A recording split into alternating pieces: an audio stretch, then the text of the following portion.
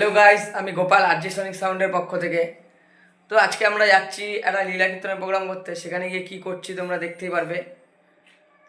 তো তোমরা পুরো ভিডিওটা দেখতে থাকো। আমরা প্রোগ্রামটা কীভাবে কী করছি, প্রোগ্রামের পুরো ভিডিওটা দেখাচ্ছি আমি তোমাদের।